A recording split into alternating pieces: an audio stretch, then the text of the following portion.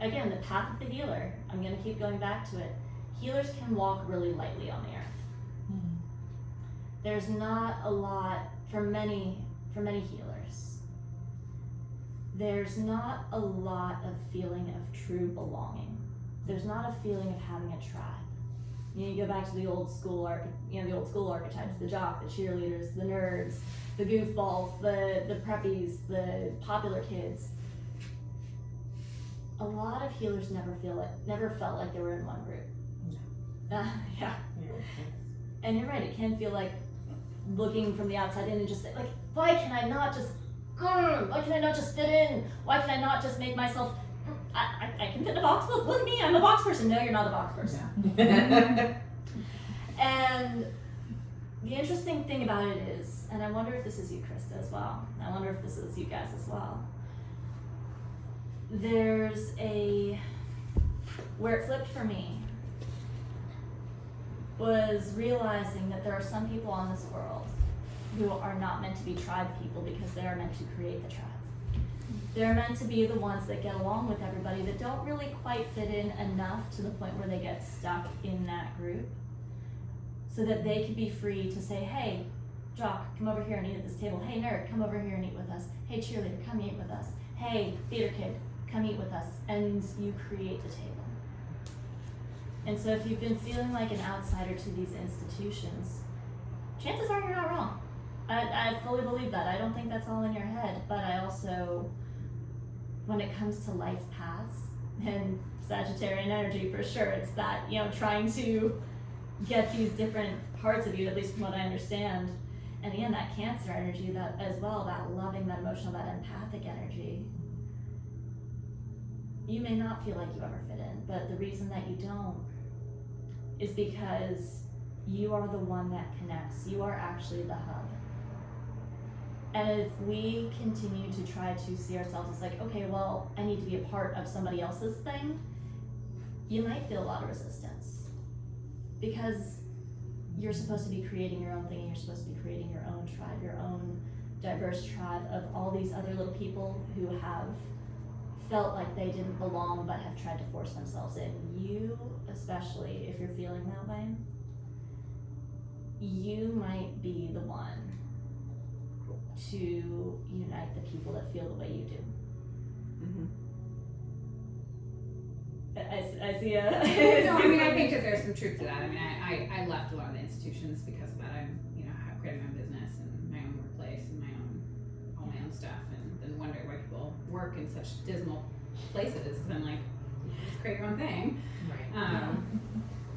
But I think I'm in that has worked really, really well for a good portion of my life, and now in this drawback phase where I'm like, what's next, and it's very foggy, and that can be very untethering, because I've always I feel like I figured it out, and then you get to the next cycle, and all the things and all the tools and all the keys that you had for the previous levels are completely obsolete. And you're like, excuse me, does anyone have a key here? Because I'm just so stuck.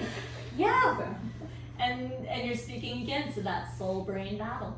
yeah. And the brain's like, okay, cool, we have everything figured out.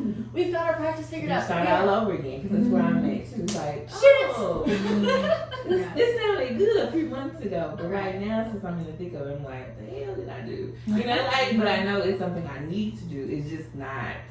It's like I have to take like one step at a time. Son of a bitch. You I know, hate that. you're like, okay, I gotta take one more, like, about And I'm in this. a space where it's like no steps. Okay, literally no steps.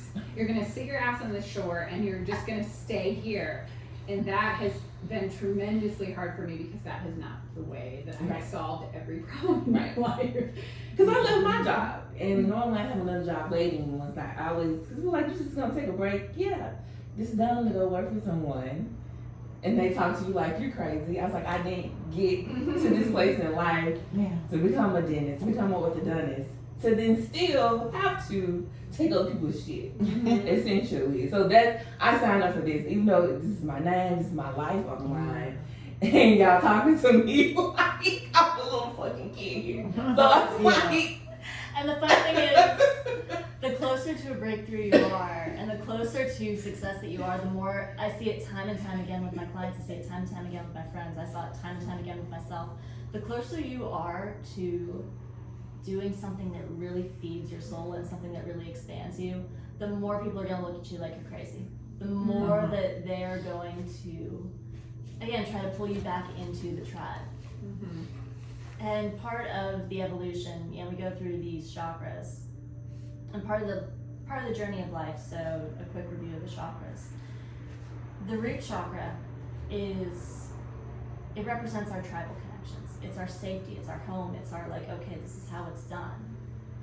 Well, then throughout life, we start breaking away from that. We move up to the sacral. And then we start developing interpersonal relationships. This is marriage, this is sex, this is where we discover our interpersonal power. And then if we move past that, then it's relationship to the self. The solar plexus, yes, there we go. The solar plexus is the relationship to ourself, it's our self-esteem. So if we have the courage to step away from the tribe, the dentists, the doctors, the med school students, the institutions, the family patterns, the flow, the timing.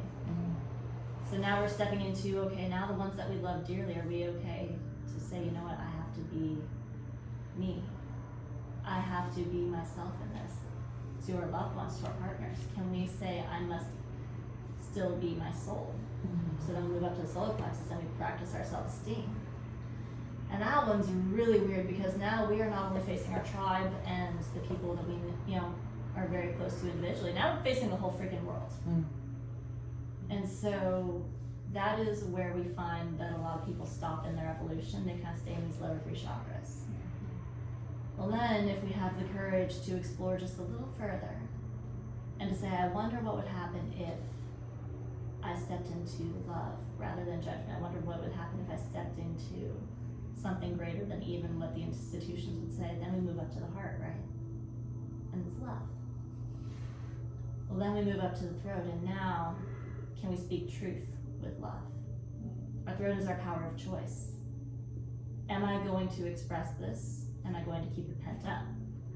A lot of people who don't speak their mind, or a lot of people who choose to bottle it up, you'll see cancers of the throat, or you'll see cancers of the sacral chakra because they've either given their power away or they're repressing their truth. So we move up to the center of wisdom, the third eye. Okay, and now it's, will I receive wisdom from elsewhere? Which moves up to the crown. And the third eye chakra also, again, deals with clarity of sight. So with all of this, that is, if we have the courage to step away from the tribe, and again, I think this is kind of where astrology can help us.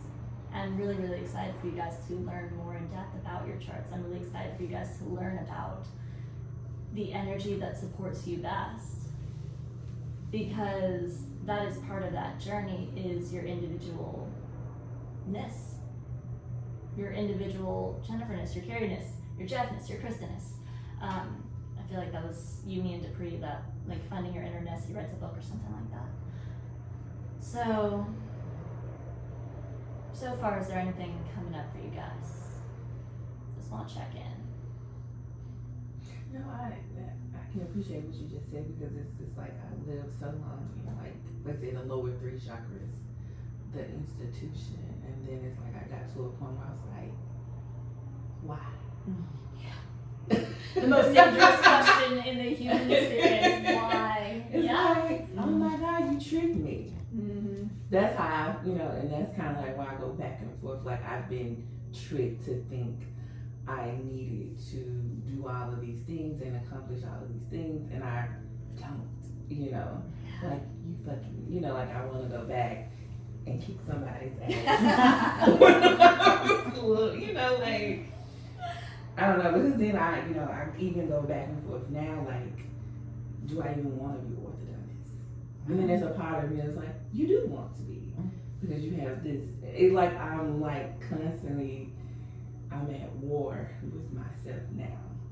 because it's like I said, you're going up those chakras and you're like, but there's more to us, and I have to be stable. I want to move around. I want to travel, but I have patience. It's just like all of these things are coming up for me, which have been very interesting.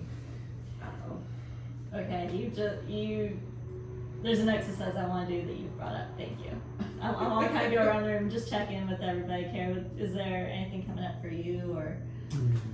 A lot of what everyone's saying I've been grappling with the past few years, because I left a career in higher ed that I was in for years and years and years, and I was like, well, the world just exploded. And I like working from home, so I've been trying to do freelance stuff from home and build my business, but I feel like I had to it's kind of bothers me, but I haven't told family about, they've seen my struggles and I tell my struggles, but I stopped talking about it with them because they're just like, just go back to something conventional, go back to this, go back to that. And I do different jobs. Like actually now I'm working in hospitality. I haven't done that in decades, but it helps me with a paycheck that's steady, and then like all the other thing. But there was also these things like, don't do this, don't do that. I'm like, I'm the one living this, and I've kind of, unless it's Michelle and people who understand, I've not talked to them about my life because I'm just like, you know what, they're not gonna get it. I'm not gonna waste my time. And it might be a protection thing and an introvert thing too.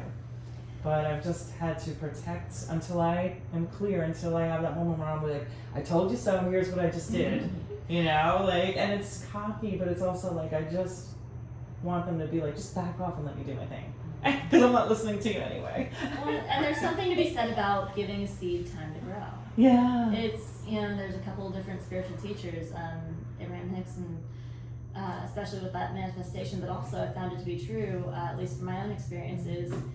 If you really want to do something, don't tell anybody about it right away. It's true. Give it some time to build, give it some time to grow. At least give that seedling time to sprout, because there are so many people that love us very dearly and will tell us to quit. Yeah. Because they love us and they want us to stay safe. Yeah. And again, that's that reflection of the tribe, the institution. Stay safe.